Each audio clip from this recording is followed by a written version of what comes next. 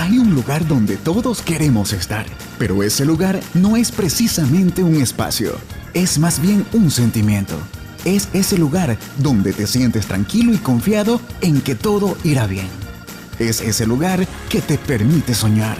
Seguro Sucre, tu lugar seguro. ¡Ya niñado! ¡Subir al bus con elevador! Este es nuestro trabajo, hacer que tu día a día sea más fácil. Por eso en ATM somos más que tránsito.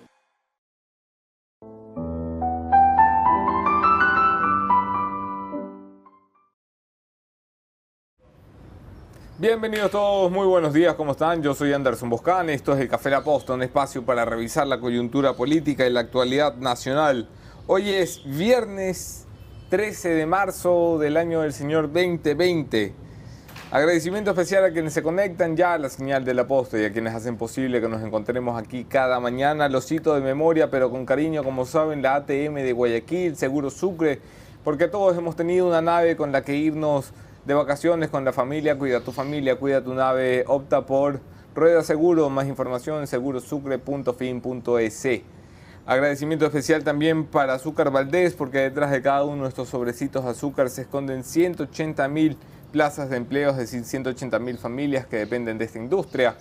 Y un abrazo para El Escalón en Guayaquil, nuestra casa en Guayaquil, nuestro set en Guayaquil, en el corazón de la ciudad en la que no nací, pero quisiera haber nacido. Abrazo también para Melate.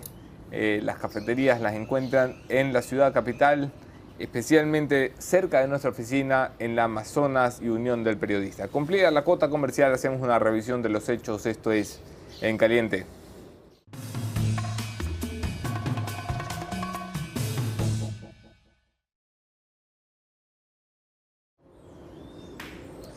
Caliente, caliente, esta semana en Guayaquil se informaba la decisión tomada por el gobernador del Guayas, Pedro Pablo Duarte, luego de un arduo debate entre las autoridades vinculadas al mundo de la seguridad para ampliar el horario de prohibición de transportación de dos personas en un mismo vehículo motorizado. Es decir, dos personas no pueden circular en una moto en Guayaquil desde las 7 de la noche hasta las 7 de la mañana. ¿Por qué? Porque, flaco, si tú me estás viendo en Quito y algún día vienes a Guayaquil y ves dos personas en la moto a las 7 de la noche en 9 de octubre, vas a correr. Entonces, por eso se toma la decisión, porque era evidente que este modus operandi se había generalizado entre quienes se dedican a la delincuencia y se ha preferido decir, bueno, jodamos a los justos, a los buenos, con 12 horas de prohibición de circulación, pero mantengamos a los malos por lo menos movilizándose en dos motitos, que gasten más gasolina, que se les dificulte más. Caliente, caliente, por supuesto, está la crisis del coronavirus. Jodida está.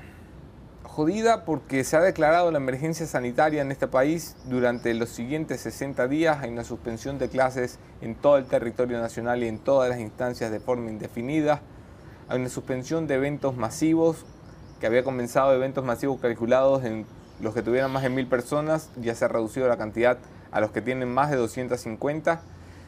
Hay una sugerencia a los cultos religiosos para evitar la celebración de sus rituales religiosos en el transcurso de esta emergencia sanitaria. Por supuesto, una sugerencia que no está siendo aceptada por todos los cultos. La Iglesia Católica ha respondido ayer en un comunicado que, si bien se guía por los estándares de la Organización Mundial de la Salud, palabras más, palabras menos, con ellos no es la vaina.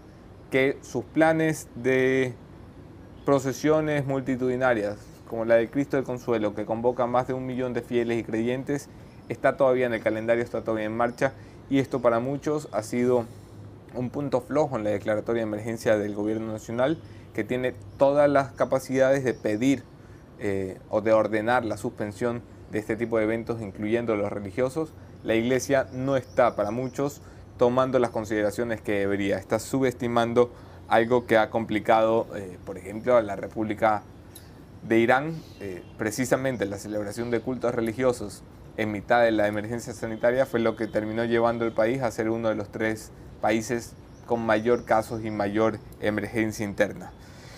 Ya saben por dónde se mueve lo del coronavirus, vamos a irlo hablando a lo largo de la entrevista, vamos a hablar también de los efectos del coronavirus sobre este país, que son tanto políticos como económicos. Y para hablar de todo esto, de salud, de economía y de política, es jodido encontrar un perfil que pueda hablar de las tres cosas al mismo tiempo.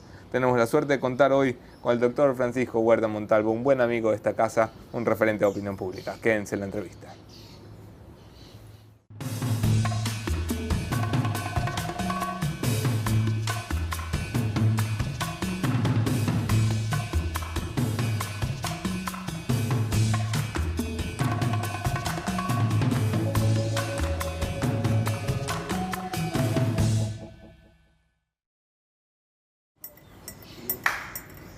Yo soy Anderson Boscán, en todas las redes podemos seguir allí la conversación. Abrazo especial a quienes comparten nuestros contenidos, los quiero más que si no los comparten.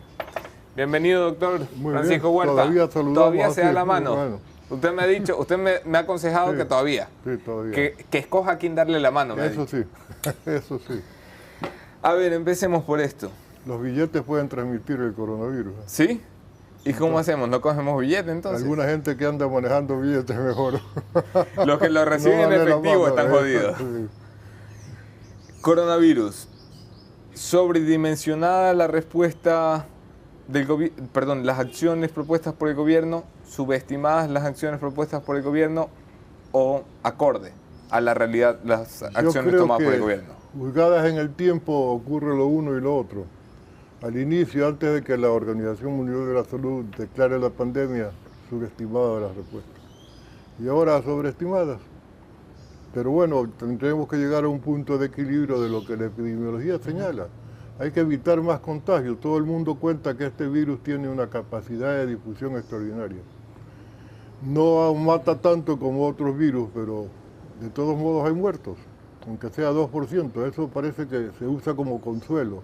No te preocupes que la mayor parte tiene solo una gripecita.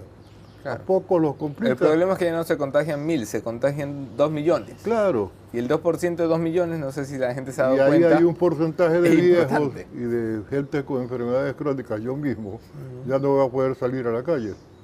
Entonces hay que mirar eso con más seriedad, ¿no? Yo creo que algunos lo toman deportivamente el tema. Aquí permitimos que se juegue un partido de fútbol con público. Esa decisión fue errada. Sí, definitivamente para mí. No había razón para aceptarlo, simplemente en epidemia manda la salud pública.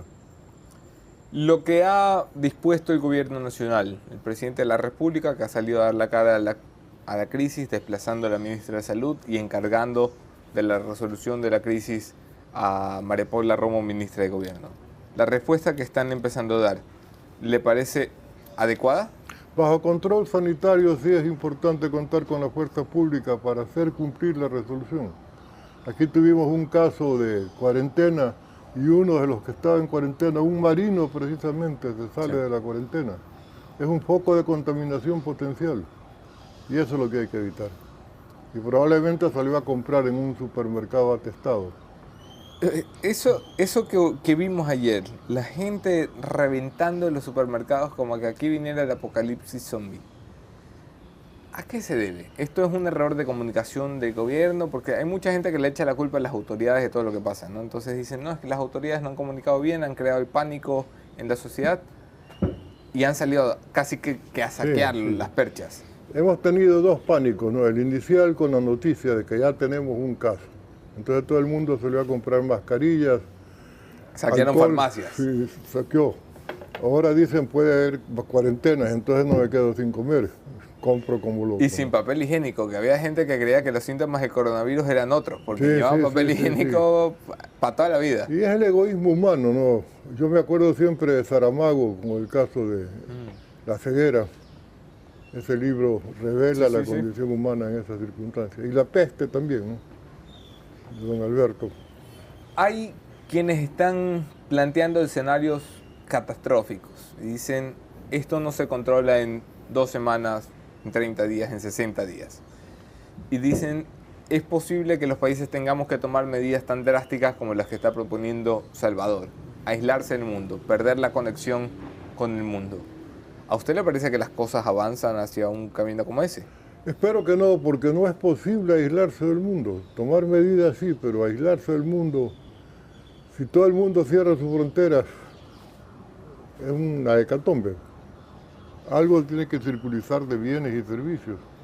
Si no se mantiene eso, ¿por qué las boticas siguen abiertas? Porque la gente en caso de una epidemia tiene necesidad de comprar fármacos. Pero tendrá mucho miedo de ir a la farmacia todo el mundo, porque ahí pueden estar enfermos buscando ayuda. Entonces comienza a haber una epidemia de psicosis también complicada, ¿no? Hay que mirarla con calma y con seriedad. Esa mezcla es complicada. Aquí vamos a los extremos. O a mí que me importa, o hay que cuidarse a full. El coronavirus pone a prueba los sistemas de salud. Lo que está pasando en la mayoría de países donde la crisis se está desbordando no es que esté muriendo mucha gente, es que está habiendo mucha más gente de la que los sistemas de salud pueden atender al mismo tiempo. Sí. ¿Cómo se previene algo así? Porque esto ya no es la enfermedad como la enfermedad. El reto es el sistema de salud. La psicosis versus el sistema. Ya tuvimos la prueba del ébola. El susto fue en mayúscula. Ya tuvimos las gripes con otros coronavirus también. Ya tuvimos el SIDA. Y era tremenda la actitud de la gente en los días iniciales del SIDA. Yo escribí un artículo usando las siglas sin intención de alarmar, porque eso era. Y pasó. Y ya del SIDA no hablamos. Y la contaminación sigue y tiene complicaciones con tuberculosis. Accidente de tránsito mata más que el coronavirus, pero eso no significa que estamos diciendo no se preocupen del coronavirus. No se asusten, manejen la cosa con calma, sigan las instrucciones de las autoridades de salud y hagan medidas lo más prudentes posible. Hay quienes critican la actitud que usted tiene, por ejemplo, porque dicen, claro, es que era el mismo mensaje que daban los políticos italianos en el día 1, en el día 3 y en el día 5. Pero cuando llegaron al día 18 se dieron cuenta que se les había desbordado la cantidad de casos. Y los italianos están reprochando al poder político no haber tomado medidas más severas y drásticas de prevención, evitar el contacto. Ahora están encerrados, ahora sí están en cuarentena en todo el país. El miedo hace ver como poco lo que no lo protege a 100%, ¿no? Pero cuando le aplican la medida a él y tiene que cerrar su negocio y quedarse encerrado en la casa, allí dirá que es exagerado. En todo caso, creo que vamos en buen camino en el Ecuador, se han hecho las difusiones del caso, tal vez se demoró mucho también el país esperando la decisión de declarar pandemia por parte de la OMS, hubo titubeo inicial respecto del caso que llegó de España. Yo creo que no podía haberse evitado dejarlo entrar porque no tenía síntomas. Este es un problema. Claro, te puedes contagiar a los demás sin tener síntomas. ¿Cómo los detectas? Entonces solamente con la prueba de laboratorio. En este instante hay un caso en algún país que le han hecho 3 exámenes y sigue dando positivo y no tiene síntomas. Parece que las células residuales que estuvieron infectadas siguen dando manifestaciones en el examen, pero no contagia a nadie en teoría. ¡Wow! ¡Qué impresionante! Es complicado. Vamos a hablar también... Los virus son bien difíciles. Vamos a hablar de los efectos del coronavirus, particularmente en Ecuador. Esos efectos son económicos y políticos y preparamos un pequeño corte para entrar a hablar de aquello.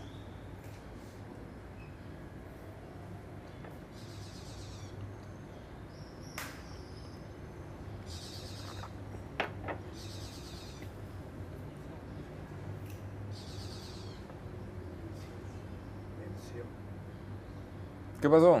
¿Estamos? Tienes que hacer la mención. ¿Ya está? Listo. Me hicieron señas y me hicieron creer que había algo que poner. A ver, retomamos la conversación, mi doctor. Lo que el coronavirus puede causar no es solamente una alta incidencia de pacientes en hospitales, sino también una recesión económica de características mayúsculas. Especialmente por esto que hablamos de las cuarentenas. Nuestros principales mercados, a donde van nuestros principales productos de exportación, el banano, el camarón, están viéndose impedidos de ingresar precisamente por... las restricciones sanitarias. Exactamente. El petróleo ha caído astronómicamente a precios por debajo de la mitad de lo presupuestado, el dólar se ha revalorizado y el gobierno ha anunciado una serie de medidas conocidas ya por la mayoría del público. ¿Cree que lo que ha anunciado el gobierno es lo justo y necesario para hacerle frente al escenario? Ni remotamente. Yo no quiero negar el esfuerzo del gobierno buscando tomar medidas, pero no completa. No le dan el volumen de recursos que se requiere. Y además siguen lesionando a la clase media. Un automóvil de $20.000 no es un lujo asiático. Alguna gente lo compra haciendo ahorros durante 5 o 4 años y después lo saca a crédito. Y se le van a cargar $1.000 de impuestos. Es complicado. En esa línea, yo creo que lo que el gobierno tiene que hacer es renegociar su deuda. No tenemos con qué pagarla, salvo un enorme sacrificio del pueblo ecuatoriano. Y parece que ya el Banco Mundial acepta que no puede sacrificarse a la gente para cumplir con la economía. Esta vieja frase de Gaitán, de poner el hombre al servicio de la economía y no la economía al servicio del hombre, eso hay que mantenerlo. En esa condición, entonces, yo sí recomendaría, adscribiéndome a lo planteado por el Foro de Economistas, que renegociemos. Que le digamos a ¿Renegociar con quiénes? La pregunta. China y otros organismos que nos han prestado y decirle, yo no es que no te quiero pagar, sino que no tengo con qué. Dame plazo y dame otras condiciones de pago. Déjame liberar un poco de petróleo para poder tener algún ingreso, a pesar de que está el precio del petróleo más abajo del precio de sacarlo de debajo de la tierra. Entonces la situación es complicada y no la podemos cargar sobre el pueblo ecuatoriano. En estos momentos, la mayoría de economistas cree que no es posible una renegociación, porque no están dadas las condiciones, porque llegamos débiles a la mesa de negociación. Pero es que pagar en las condiciones actuales los intereses de la deuda, el servicio de la deuda, es echar en saco roto, no salimos nunca. Se hace un túnel sin fondo. Échale plata, no dinamiza tu economía por estar echando plata allí, cuando tenemos que tomar medidas que los economistas han oído que la llaman anticíclicas. Pero estamos tomando medidas procíclicas porque en una época de recesión estamos haciendo que las dificultades de la gente para adquirir bienes y servicios sean mayores. Ha habido rebaja de sueldos en muchas partes. Sí. Hay menores ingresos, no hay dinamismo económico. Y darle con ponerle más impuestos no puede ser. Es por otra vía, hay que renegociar la deuda. El gobierno prometía, el presidente prometía en su discurso la renegociación de la deuda. La principal renegociación la quieren hacer con China, nuestro principal acreedor, más de 9.000 millones de dólares. Dice la gente del gobierno que China está dispuesta. Yo creo que sí. Yo tendré que verlo. Y tiene la capacidad para resistir una pequeña deuda de un pequeñito país que le dio su petróleo en garantía y ese petróleo que tenía el excedente no lo puede vender a un precio adecuado. No puede venderle a la propia China sus camarones ni sus bananos. Y entonces ellos saben que la crisis es grave para nosotros. Y no podemos poner nuestros recursos sacándoselos a la clase media. Los empleados quiteños, ¿qué hacen con sueldo disminuido? Dejan de comprar. El ciclo económico es al contrario de lo que se busca. El FMI aprieta las cuerdas, sin embargo. Y el FMI no solamente que cree que hay que hacer A y el gobierno está haciendo B, sino que considera que lo que está haciendo el gobierno es insuficiente.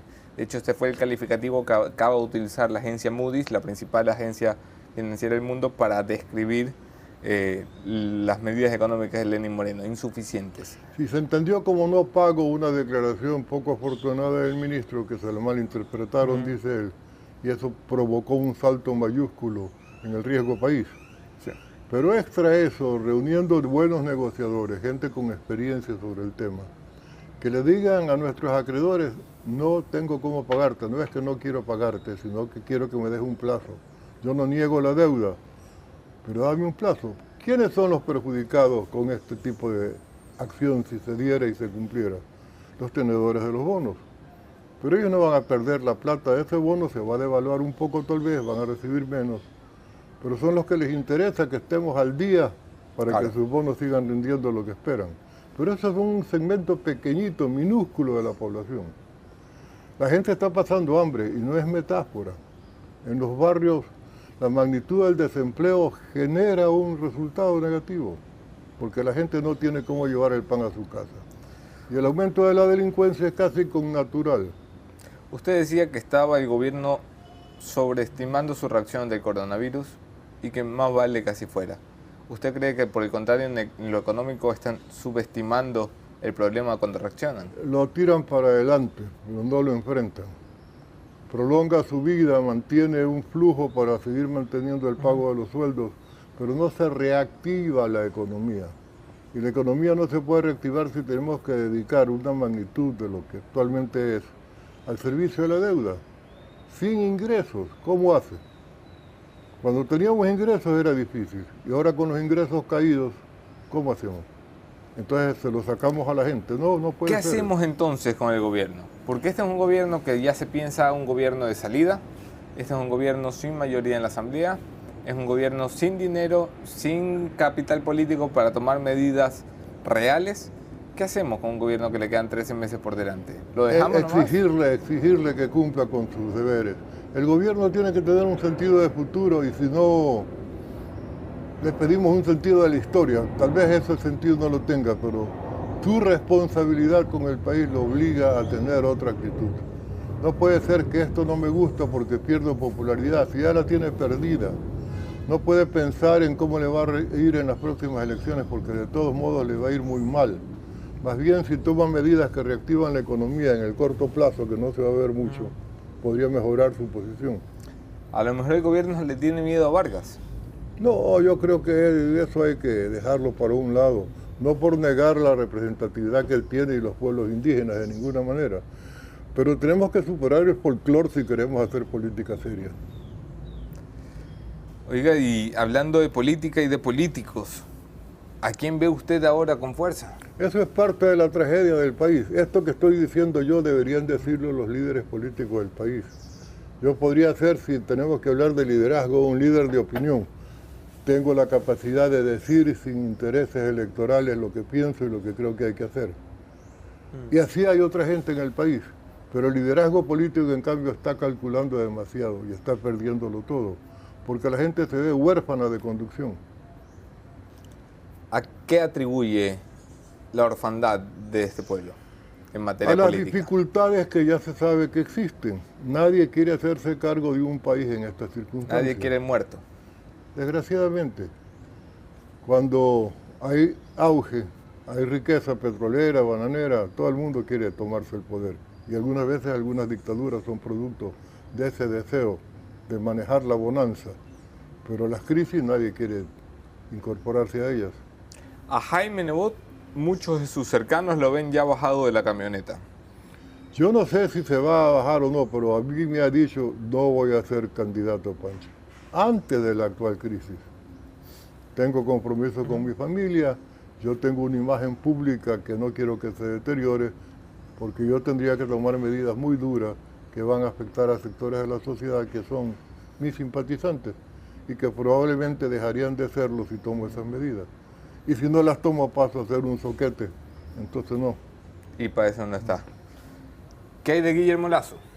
No tengo relaciones para saber qué está pensando, pero hay rumores de que tal vez se lance para asambleísta. O por lo menos que ponga su énfasis como partido en tener un buen bloque. Lo mismo Jaime Nebot en la Asamblea Nacional. ¿Y entonces quién le apunta a la presidencia? ¿El candidato de gobierno? Habrá algún outsider, habrá candidatos del gobierno. Los candidatos van a sobrar, pero de lo que va a haber son candidatos, sí. Pero de calidad requerida y de confianza garantizada, no. Desgraciadamente. Y eso es lo que necesitamos, un líder para que conduzca, o liderazgo colectivo, un grupo de gente que se ponga las pilas y piense en el país. ¿Qué pasa del centro hacia la izquierda, doctor Huerta? ¿A usted que le gusta tanto? Esa es mi tendencia política. ¿A usted que le gusta tanto ese lado? Pero... Porque la izquierda ha quedado secuestrada, por un lado por el señor Vargas y por otro lado por el correísmo que ya tuvo su oportunidad y fracasó. ¿Dónde queda la izquierda? Izquierda. Sí. Y eso no sirve porque en esta crisis, ¿cómo va a funcionar eso? Imposible. Pero el centro izquierda sí, porque hay que hacer cambios en lo social, hay que mantener una vinculación con las necesidades de la gente, pero también hay que dinamizar la economía. Yo no sé por qué la economía dinamizada es derecha. No, eso es racionalidad mínima. Pero la economía no puede subordinar la política, ese es el error, de ver en blanco o negro. La política tiene que seguir siendo la que conduce hacia dónde se dirigen los esfuerzos económicos, quién paga la factura, cómo se la distribuye y quién se lleva los beneficios. En este sistema actual, así como están las cosas, no podemos seguir. Los beneficios se los llevan muy pocos, ya sabemos quiénes, y no los quieren repartir. Parte del tema aquí es redistribución, que no se ha entendido como una obligación social. Y aparte la gente se ha acostumbrado ¿por qué la al izquierda gratis. se agotó, se quedó sin referencias, tal y cual parece? Porque a nivel mundial hubo algunos líderes de ese sector que son francamente corruptos, vinculados con el narcotráfico, y entonces todo el caso de Odebrecht desmanteló la izquierda, básicamente, y también un segmento de la derecha. Pero aquí ese es otro tema. Un nuevo gobierno debería montar inmediatamente una comisión internacional anticorrupción. ¿Por qué no se la tiene montada? Bueno, ya lo intentó Moreno, lo prometió Moreno, se echó Lo para atrás e prometió, pero se hizo echó la para atrás. pantomima que Ahí hizo. está, pues. ¿Qué está pasando? El tema del narcotráfico. ¿Por qué la tabla de las drogas sigue viva? Por el estilo. Hay montones de casos pendientes que no requieren ni siquiera aprobación del Congreso. Hay indolencia. Y así no puede ser. Entonces un grupo ciudadano está tratando de mover el avispero. Porque si no... Le siento un poco decepcionado de esta generación política. Lo que pasa es que, ¿cuál es la generación política? Usted que es tan pro jóvenes. ¿La mía o cuál es la generación política de la que me decepciono? Una nueva, de no la que veo. tenemos hoy. Esa es intermedia, ¿no? Es cercana a mi propia generación. Son 10 años, 15 años de diferencia, que no es una generación todavía. ¿Pero qué cree? ¿Le está fallando al país? Está demasiado en plan egoísta, como me va a mí. Y he dicho hace años que en las invocaciones al interés nacional, que son frecuentes, lo único que no está presente es el interés nacional. Es un discurso. No hay sentido de país. Y peor, de sentido de país en función de la gente que está sufriendo las condiciones de una situación económica que ella no ha creado. Por eso el graffiti famoso, ¿no? Me piden que me ajuste el cinturón y no saben que ya me lo comí. Pero esa es una descripción de lo que está pasando con la gente. El correísmo. ¿Quién habla a favor de los pobres? Todo el mundo está hablando de quién va a ser el futuro presidente. Nadie está hablando de cómo arreglar los problemas del Ecuador. Ahí está. El correísmo, Sí. sin Correa, ¿sigue vivo? Yo pienso que en un fragmento sí. Y creo que ahora con los trucos del marketing, la neurolingüística y todas las estrategias de vincular lo psicológico con la propaganda, poder Correa presidente lanzando a Pierina, por ejemplo, podría ser un factor de atracción de votos. Pero entonces también la clase política ha fallado en evidenciar qué fue Correa para el Ecuador, qué significó, todo el daño que ha hecho. Yo veo que recién ahora el caso Soborno está permitiendo ver algunas cosas. Pero ahí pienso siempre en el otro tema, que del arroz verde estamos pasando a los polvos blancos. Y al país se lo toma el narcotráfico porque tiene capacidad de financiamiento de todas las campañas que quiera. ¿Cree que tenemos narcopolítica en Ecuador? Ha comenzado a darse, hay financiamiento de campañas por narcotraficantes que quieren tener un alcalde propio en el pueblo para los habeas corpus respectivos.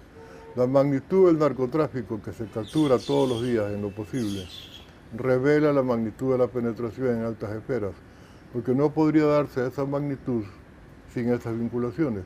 Y ya la hemos probado en Fuerzas Armadas, en policía, y tiene que estar también en partidos políticos. Hay un político que no voy a mencionar, pero que todo el mundo señala como el jefe de la mafia en el Ecuador. ¿Cuál? Y sigue en el Congreso. No voy a mencionar porque no tengo la certeza, pero es que cuando hay certeza de esto. Pero deberíamos tener más cuidado, ¿no? No es la primera vez, ni será la última, que un país no tiene pruebas para decir que sus políticos están en narcotráfico, pero tampoco tiene dudas. Hasta cuando aparecen, ¿no? ¿Y qué se hace? Un poco tener conciencia de ese riesgo, no ser cobardes. Aquí en el país a veces tenemos unas visiones que ya pasan de pragmatismo a cinismo. ¿Cuánto hay de lavado en la banca ecuatoriana? Se discuten las cifras, pero nadie niega que hay, pues. Y a mí me han dicho, cuando he hablado del narcotráfico, que me gusta el tema, Pancho, déjate de hablar de eso, que parte de la banca está viviendo de dinero sucio que sostiene el sistema financiero. ¿Y cuánto de la utilización de estos recursos en construcciones mantiene la economía? Ese es el rubro que da más empleo porque requiere mano de obra no calificada. ¿Y cuántas edificaciones hay sin uso? Es lavado. Y por el estilo. Eso se sabe también, pero no se asume, porque no le conviene a algunos. Y algunos imponen el criterio de todos. Y el resto el miedo, ¿no? Jodido. Eso es, pues. Pero ahí se tomaron Colombia. México, ya ve lo que pasa, que tienen que negociar con el hijo de ni sé quién porque no lo cojan preso. Tienen que pedirle preso, tienen que hay pedirle unas permiso a los balaceras narcos. aquí y allá y están mandando, ¿no? ¿Qué espera este año, doctor Huerta? Un sacudón. Porque no sé si se ha dado cuenta, pero vamos marzo y ya la gente dice que venga fin de año de una vez. Sí, pues los idos de marzo también me acuerdo, ¿no? El asesinato de Julio César. Pero hay que reaccionar, no nos podemos quedar cruzados de brazos como estoy ahora, porque esa es una actitud para descansar, para sentirse relajado, tranquilo, pero el país requiere dinamismo y su liderazgo tiene que actuar. En épocas de crisis es donde se ven los verdaderos líderes, aunque sea para ofrecer sangre, sudor y lágrimas como Churchill, pero no quedarse callados. Me quedo con eso. Doctor Huerta, siempre es un placer tenerlo como invitado, poder conversar con usted. Gracias a ustedes también por acompañarnos. Terminamos este programa con mi conclusión de esta mañana. Esto es El Punto Final.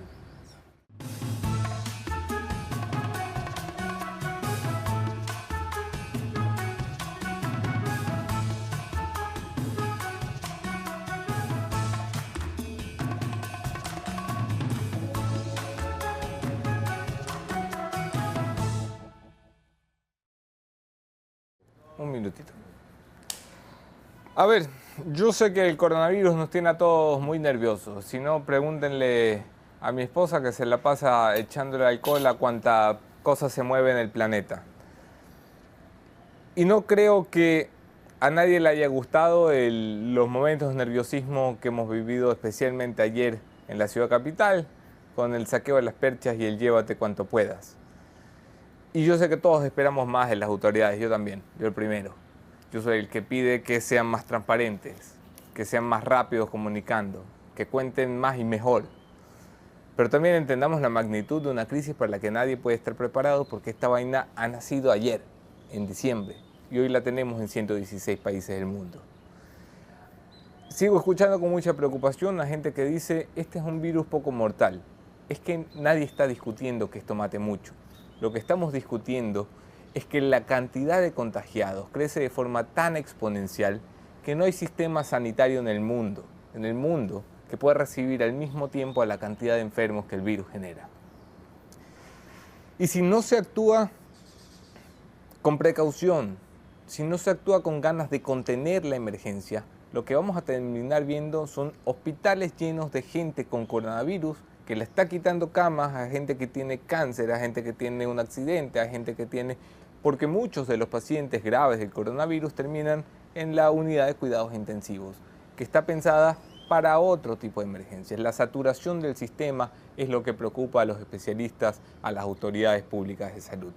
Así que cuando tu amigo te está diciendo, tranquilo, que esto casi no mata, tu amigo tiene que tener la oportunidad de escuchar de ti estas palabras y explicarle que nadie le discute que mate poco, que lo que le estamos discutiendo es que si esto se sale de las manos, los que se van a joder son los que de verdad necesitan atención de salud especializada, porque el coronavirus se va a transformar en la prioridad del sistema de salud.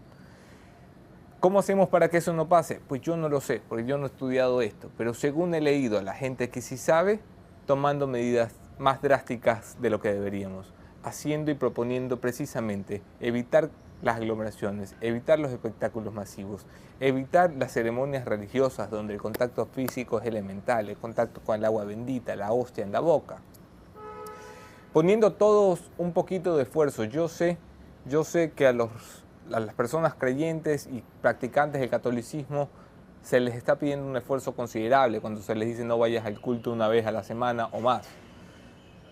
Pero pensemos que mayor esfuerzo es tener que perder la vida de alguien porque no quisimos quedarnos en casa y evitar y seguir las recomendaciones que nos daban. A poner todos un poquito de ganas, a poner todos un poquito más de responsabilidad y a poner todos un poco más de conciencia a la hora de informarnos y tomar decisiones. Aquí nos vemos el lunes, otro tema, otro entrevistado, mismo entrevistador.